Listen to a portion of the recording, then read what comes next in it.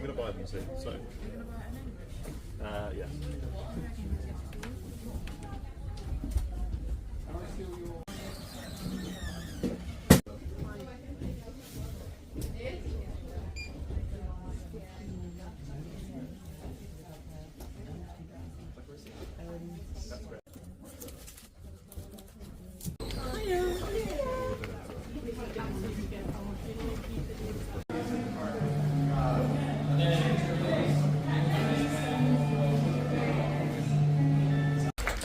Good evening. My name's Anton Patel, as you just heard. I program the Cinema Now strand for the London Korean Film Festival, and it is with great pleasure that I welcome you to this screening of Kim Yoo-jung and Lee Jung-chan's debut feature, Somebody. Take a breath, take a look around you, look at the other people in this cinema. You all are under the same roof, you have the same intention of watching this film, but you're not all the same. Anyway, tend to be impenetrable to those who are not themselves psychopaths. That said, there are certain patterns of explanation. These patterns were established, these are really fictive patterns, but these patterns were established by films like Raoul Walsh's White Heat, Alfred Hitchcock's Psycho, and William Lustig's Maniac. Films which were greatly influential on what we think of as the cinematic psychopath. For they all closely follow Freud in making mama's boys of their murderous madmen, as though to suggest that behind every cold-blooded, affect-free, maliciously minded man is an overbearing, over-sexualized or neglectful mother, who is still pulling his strings and manipulating his actions, even from beyond the grave. Cinema's female psychopaths go back at least to the femme fatale of film noir.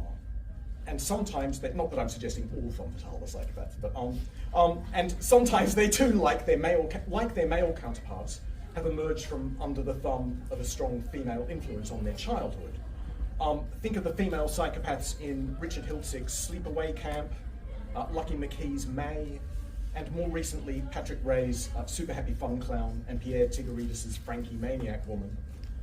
Yet often, cinema's female psychopaths are instead just trying to get in on the men's action and identity, and to appropriate a little arbitrary power for themselves, as in Rob Reiner's Misery, Paul Verhoeven's Basic Instinct, Alexandra Acher's High Tension, Joan Collet-Serra's Orphan, Sean Byrne's The Loved Ones, and David Fincher's Gone Girl. This is actually a tiny list of a whole universe of films about psychopaths, I might add. Regardless of their sex, though, the one thing that all cinematic psychopaths have in common is that while they may be ruthlessly self-serving and lack all empathy for others, they're generally sly enough as adults to pass for non-psychopaths, which is to say that anyone, even someone or more than one person seated near you in this very cinema, indeed even you yourself, might possibly be a psychopath, because psychopaths look and are often adept at behaving like everybody else.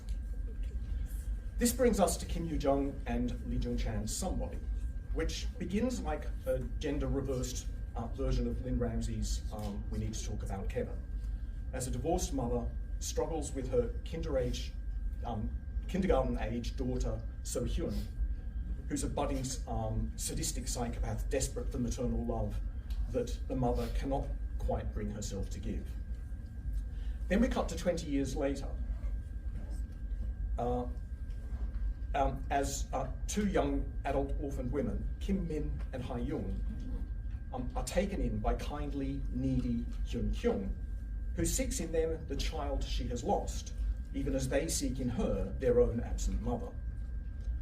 Both Kim Min and Ha Young have similar backgrounds and similar mother issues, and we suspect that one of them is little psychopathic So Hyun, all grown up, but we don't know which one. Along with its two first-time writer-directors, Somebody also has two titles, which each tell their own separate story, but together tell a bigger one. The English title, Somebody, alludes to the anonymity and universality of psychopathy, and to that idea that anybody could be a psychopath and likely go undetected by anyone lucky enough not to fall victim to their cruel games. The original Korean title, Chimbum, means invasion, and points to the status of one of the characters as an interloper, a home invader, and indeed a home wrecker.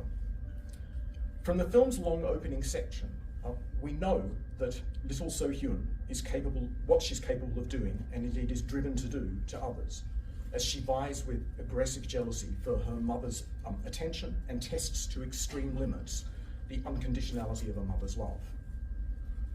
We just do not know which of these characters is the invader and which her latest plaything. So if you've ever wondered what it's like to meet or even to be a psychopath, Kim and Lee's film will simultaneously draw you into that mindset while utterly alienating you from it. For it's full of psychological complexity and escalating tension, before ultimately delivering one of the strongest and most uncompromising coders that you are ever likely to see are not only irredeemable, but do not even have any desire to be redeemed. I hope you enjoy it. Thank you.